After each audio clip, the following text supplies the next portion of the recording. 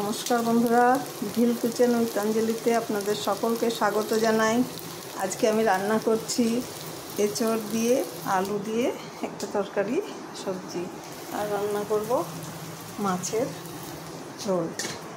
এই যে মাছটা তার ঝোল। তো আমি এঁচড়টা আর আলুটা আগে সেদ্ধ করে নিয়েছিলাম, একটু নুন আর হলুদ দিয়ে সেদ্ধ করে রাখা ছিল। এবার আমি এইভাবে ভেজে নিচ্ছি। আলুটা আগেই আমি ভেজে রেখেছি। এই যে এঁচড়টা ভাজছি, এদিকে আমি মশলাটা মাছের জন্য বানিয়েছি, হয়েই গেছে বন্ধুরা। মাছটা আমি দিয়ে দেবো।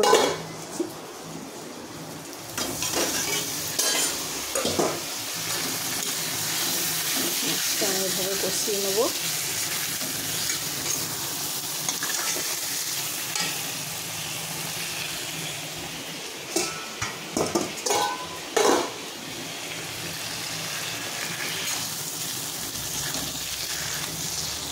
ভালো করে মশলাটা মাখিয়ে নেবো, অনেকক্ষণ কষতে হবে এটা।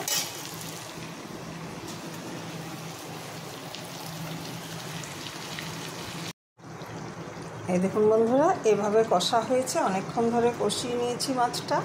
আর মাছটা কাঁচা মাছ তো একটু ভালোভাবে কষিয়ে নিলে কোনো রকম গন্ধ থাকে না। তো মাছে আমি ফার্স্টে কড়াইয়ে তেল দিয়েছিলাম, তারপর তেজপাতা আর জিরে ফোড়ন দিয়ে পেঁয়াজ দিয়েছিলাম, কুচি করা দুটো পেঁয়াজ কুচি করে ভেজে নিয়েছিলাম। তারপর একটু আদা রসুন আর আমি দিয়েছি জিরে গুঁড়ি, লঙ্কা গুঁড়ি, হলুদ গুঁড়ি, ধনে গুঁড়ি।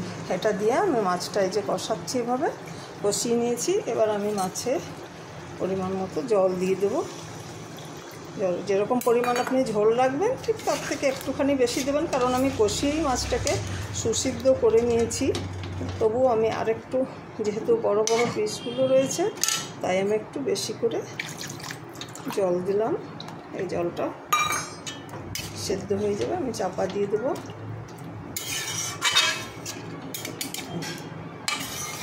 এটা হচ্ছে মাছের ঝোলটা। এবার এদিকটা আমার কড়াই গরম হয়ে গেছে, দিয়ে দেবো আমি এঁচড়ের জন্য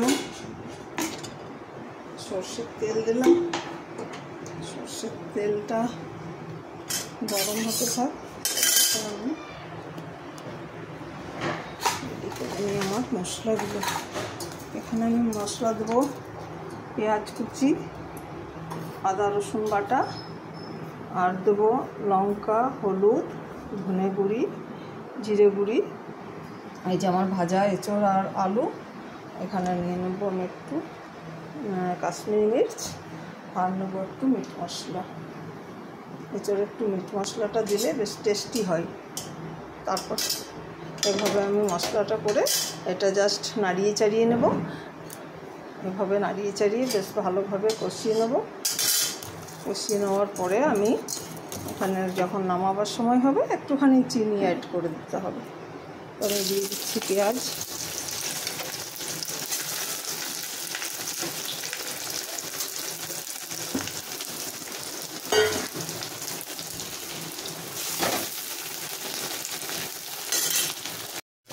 দিয়ে দিচ্ছি রসুন বাটা, দিয়ে দিলাম আদা বাটা। এবার আমি দিয়ে দিচ্ছি এক চামচ হলুদ গুঁড়ি, এক চামচ সামান্য একটু লঙ্কা, দিয়ে দেবো আমি অল্প পরিমাণ জিরে গুঁড়ি, চামচ ধনে গুঁড়ি দিচ্ছি। এবার আমি দিচ্ছি কাশ্মীরি রেড চিলি পাউডার, একটুখানি রেড চিলি পাউডার দিচ্ছি, তাতে ঝাল না, এটা কালারটার জন্য দিলাম আমি। এবার আমি দিয়ে দেবো একটুখানি মিট মশলা। এখানে মিট মশলা, এটাই স্বাদটা দেখবেন অন্যরকম লাগে। এছাড়া একটু মিট মশলা দিলে বেশ ভালোই লাগে স্বাদটা।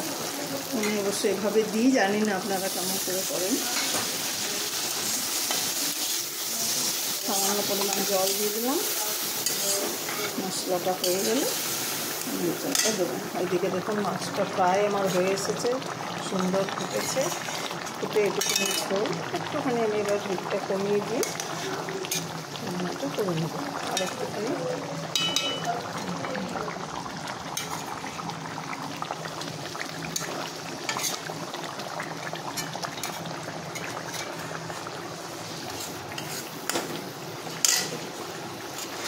মশলাটা হয়ে এসছে আমার।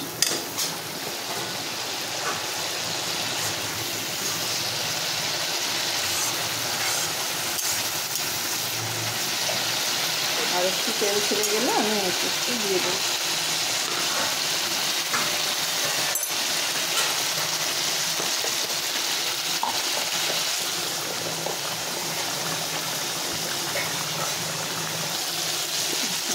দেখুন হয়ে যাচ্ছে মশলা থেকে অটোমেটিক তেল ছেড়ে বেরিয়ে এসেছে। এবং আমি এই ভেজে রাখা আলু, সেদ্ধ করে ভেজে রাখা আলু আর এঁচড়গুলি আমি এর সঙ্গে অ্যাড করে দেবো।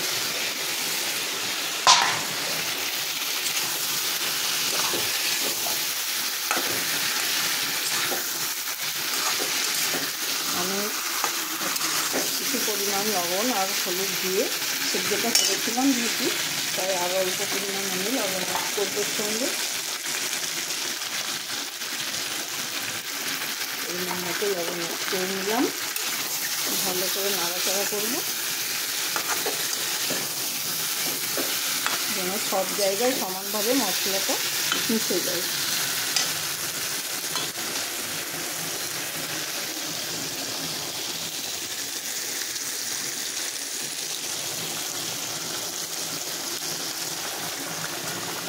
বন্ধুরা হয়ে গেছে আমার মাছের এই যে ঝোল, দেখুন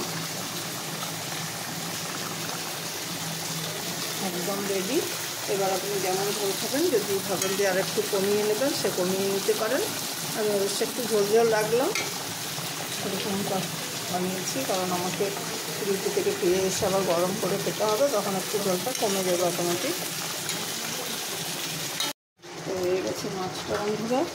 এবার আমি দিয়ে দিচ্ছি জল, এঁচড়ে জল দিচ্ছি। দেখুন খুব বেশি জল দেবো না, এটা সম্পূর্ণ সেদ্ধ হয়ে আছে, সেদ্ধ করে ভাজা আছে, একটু গায়ে গায়ে জল থাকবে এটা ঠিক। দেখুন দেবো, মশলাটা জাস্ট এতে মিশে যাবে আর একটুখানি হবে, তো এরকম ঝোলটা দিলাম, এটা আবার কমে যাবে। এবার আমি ঢাকা দিয়ে দেবো, এঁচড়টাও আমি ঢাকা দিয়ে দিচ্ছি। বন্ধুরা হয়ে গেছে আমার এঁচড় আলুর তরকারিটা, এই দেখুন। তো দেখুন বন্ধুরা হয়ে গেছে আমার এঁচড় আলুর তরকারিটা বানানো। এবার আমি এতে একটুখানি চিনি অ্যাড করে দিচ্ছি। এখানে চিনি সামান্য হাফ চামচ মতো চিনি দিলাম। এটা হয়ে গেলেই আমার মিশিয়ে নিচ্ছি, একটু ভালোভাবে মিশিয়ে নিলাম। একদম রেডি আমার এঁচড় আলুর তরকারিটা।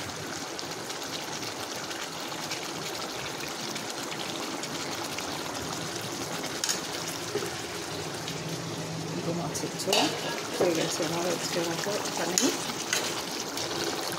ধন্যবাদ ভিডিওটা দেখার জন্য, সঙ্গে থাকার জন্য অনেক অনেক ধন্যবাদ। এভাবেই সঙ্গে থাকবেন, ভালো থাকবেন, সুস্থ থাকবেন বন্ধুরা।